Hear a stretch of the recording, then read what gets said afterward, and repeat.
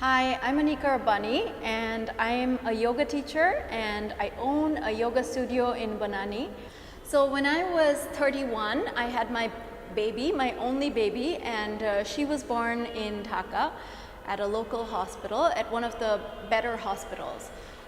Throughout my pregnancy, I was doing a lot of yoga. I was very active, and amar bacha har dudin ageo I remember walking 2 kilometers with a friend, even though my tummy was really big. All throughout my pregnancy, I'd hoped to have a normal delivery because normal deliveries are really good for you. They're the most natural way to go. Unfortunately, at the hospital, the day I was admitted, the doctors suddenly told me that, oh, you have some complication, some crisis, your baby's in trouble. And they didn't even tell me that I was gonna go have a C-section until half an hour before actually wheeling me into the OT, which is something that I consider really unfair given that it was done to my body. I also really missed out on bonding with my child after she was born. The first 12 or 24 hours after she was born, I was in so much excruciating pain that I wasn't even able to hold her properly.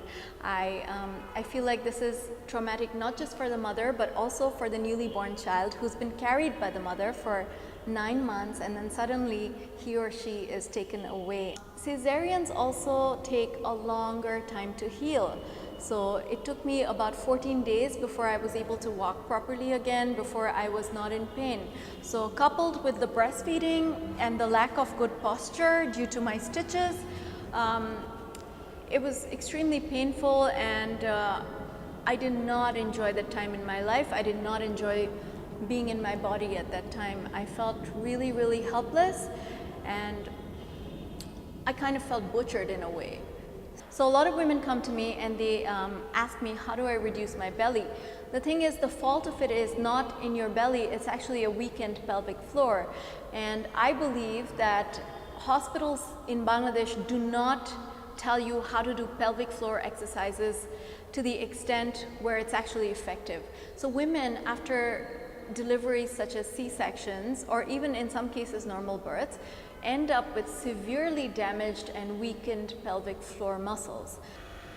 If I had to make a suggestion to women out there who are going to have a baby, I would say, unless you have a real physical debility or you have some severe condition for which you need to have a C-section or it's a dire emergency, do not have C-sections. C-sections are only for emergencies, I feel. Your body, as a mammal, is designed to give birth naturally. So it's a little bit painful, that's what we hear, but then, I think women are very strong. So mentally, we're very strong. We take on a lot of challenges in our daily life. Our grandmothers have done it. Women before them have done it. Why is it all of a sudden, for 100 years, we all need C-sections? I don't want to say that C-sections are good for you. They will leave you much weaker, both in body and in mind. And honestly speaking, no matter how much yoga or exercise you do, you will never get your shape back because the abdominal layers separate when you have C-sections.